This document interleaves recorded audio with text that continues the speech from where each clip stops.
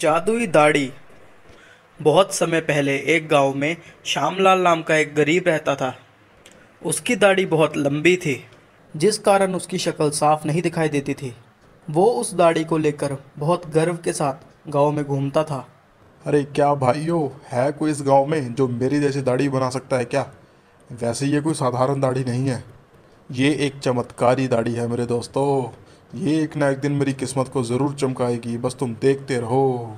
वो पूरे गांव में ऐसा कहता रहता था। गांव के लोग आपस में बातें करते रहते थे कि इसको दिन ब दिन अपनी दाढ़ी का मुंह बढ़ता ही जा रहा है। घर पे उसकी पत्नी उसको हर रोज बोलती रहती थी, अजी अब बस भी करो। इतनी बड़ी दाढ़ी का क्या करोगे? हम तो आपकी शक्ल भी भूल गए, आप कैसे लगते हो? तो श्यामलाल बोलता है, अरे पगली, इस दाढ़ी में ही अपनी किस्मत छुपी है। बस तुम देखती ही जाओ इस दाढ़ी का कमाल।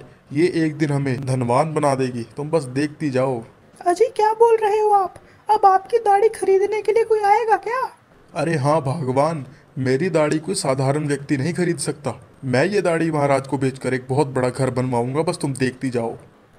पूरे गांव में ये बात फैल गई कि श्यामलाल अपनी दाढ़ी महाराज को बेचने वाला है। और ये बात सुनकर सब श्यामलाल का मजाक उड़ाते थे। अगले दिन महाराज ने एक सिपाही को श्यामलाल के घर भेजा। श्यामलाल तुम ही हो क्या? चलो चलो, महाराज ने तुम्हें बुलाया है, अभी के अभी जाना पड़ेगा, चलो। तो श्यामलाल सोचने लगा कि दाढ़ी बेचने वाली बात लगता है महाराज को पता लग गई है। तो श्यामलाल ने सोचा अब उसको दंड मिलेगा। दरबार में राजा और मंत्री थे। तुम्हारी दाढ़ी बहुत बढ़िया है, तुम कितने में बेचोगे अपनी ये दाढ़ी? श्यामलाल डरते हुए बोला, क्षमा करें महाराज, मैं बहुत गरीब आदमी हूँ। मैं साल भर से अपनी दाढ़ी ना बनाकर पैसे जमा कर रहा हूँ और त्योहार आने पे अपनी बीवी और बच्चों को नए कपड़े दिला सकूँ, इसलिए मैंने ऐसा झूठ बोला। मैं अपनी पत्नी और गांव वालों को टरकाने के लिए ये सब बातें कर रहा था महाराज। इसमें मेरा कोई कसूर नहीं है। आपका अपमान करने का मेरा कोई भी इरादा नहीं था महाराज। कृपया करके मुझे आप छोड़ दे, मुझे क्षमा कर दे महाराज। महाराज हंसते हंसते बोले, मैं जानता हूँ, मैंने तुम्हारे बारे में सब कुछ पता कर लिया है। मैं तो वाकई में ही तुम्हारी दाढ़ी खरीदना चाहता हूँ। तुम बताओ अपनी दाढ़ी का क्या मोल लोगे? श्यामलाल खुश होकर बोला, महाराज, एक 100 रुपये दिला दे बस। महाराज हैरान होकर बोले, महाराज पूछे तो कितना चाहिए, केवल 100 रुपये ही मांगते हो? महाराज, मैंने अपनी पत्नी और बच्चों के लिए नए कपड़े खरीदने के लिए केवल 100 रुपये ही काफ़ी है, इसलिए तो मैंने ये दाढ़ी बढ़ाई थी। महाराज श्यामलाल की ईमानदारी देखकर बहुत खुश हुए।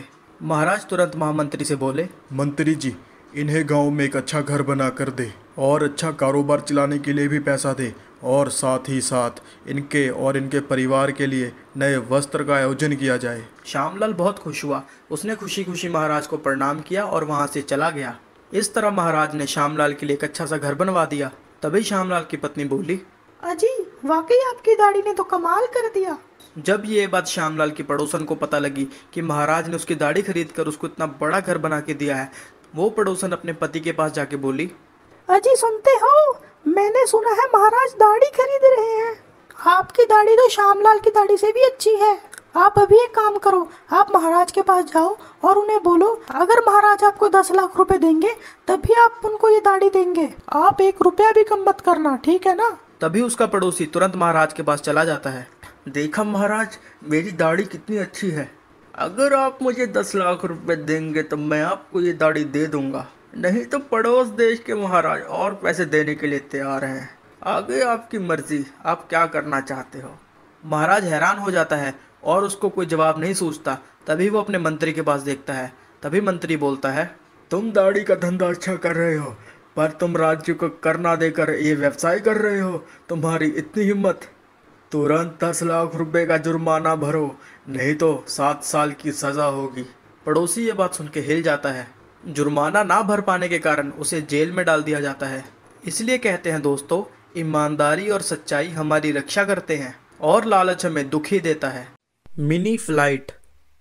एक गांव में दीनू नाम का एक लड़का रहता था। वो बहुत ही जल्दबाज किस्म का था। कोई कुछ बोलने से पहले ही वो मुझे मालूम है कह के निकल जाता था। एक दिन उसका दोस्त रमेश एक नई बाइक खरीद के गांव में आया। वो देखकर दीनू, अरे वाह रमेश, कब खरीदी ये गाड़ी? कितने में खरीदी है? वाह बहुत सुंदर है। अरे ज़रा चाबी तो दे, एक राउंड मार के आता हूँ। अरे भाई, कुछ देर पहले ही खरीदी है मैंने, अगर तुझे चाबी दे दी तू कहीं ठोक ठोक के आ जाएगा। अरे गाड़ी चलाना भी कोई बड़ी बात है क्या? अरे चाबी तो दे जरा, मैं एक राउंड तो मार के आऊं।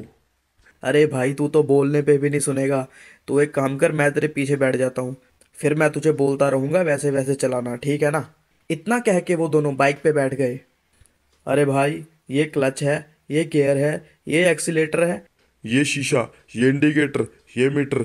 अरे क्या फलाना ढिमकाना बोली जा रहा है? अरे और कुछ बोल रहे हैं क्या? मुंह बंद करके बस इतना बताइए कैसे चलानी है। अरे भाई वो किक रॉड है, उसको पहले किक करो, इसके बाद क्लच दबाओ, इसके बाद गियर डाल के रेस दो। रमेश के कहने के अनुसार दीनू उस गाड़ी को चलाता है। दोनों थोड़ी सी आगे जाते हैं। अरे भाई, इतनी छोटी सी चीज के लिए इतनी बातें क्यों सुना रहा है? देख अब मैं कितना अच्छा चला रहा हूँ, देखा ना? ऐसा है, मैं जो भी करता हूँ डायरेक्ट करता हूँ, ठीक है ना? कोई भी मुझे कुछ सिखाने की कोशिश करता है तो मुझसे वो बर्दाश्त नहीं होता। अरे ओ मेरे लाल, अभी तो फर्स्ट गियर में चला रहा है, बाकी गियर कैसे डालने हैं मैं तुझे बताता हूँ, चल सुन। अरे तू फिर अपनी बकवास चालू करके बैठ गया। वो कैसे डालना है मुझे पता है, मुझे मत सिखा। दीनू इतना कहकर रमेश को चुप करा देता है और बिना क्लच को दबाए गियर को डालते रहता है। अरे भाई बहुत तेजी से जा रहा है, अरे थोड़ी स्पीड कम कर अपनी, ये तो ठुक ठका जाएंगे कहीं पे, थोड़ा होली करके चला इसको।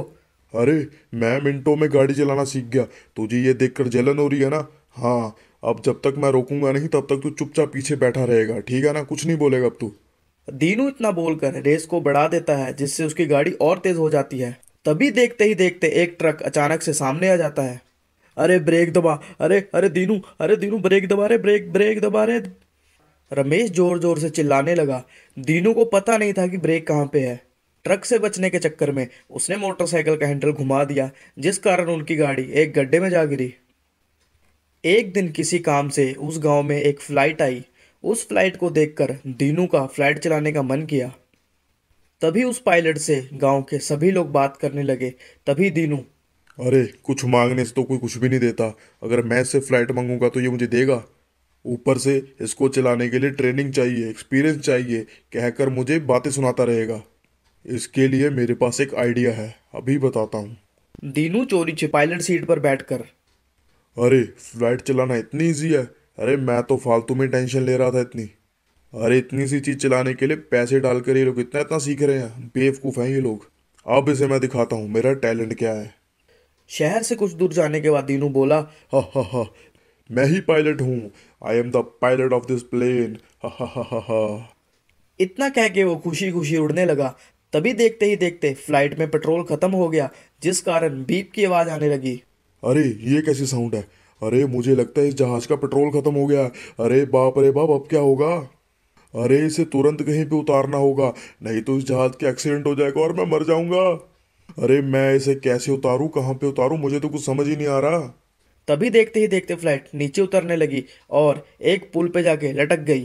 तभी दीनू बचाओ बचाओ कह के चिल्लाने लगा और तभी लोग वहां पे इकट्ठे हो गए।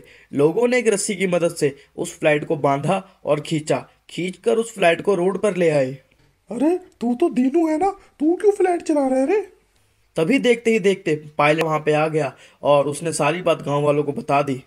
पायलट की बातें सुनकर गांव वालों ने दीनू को बहुत पीटा।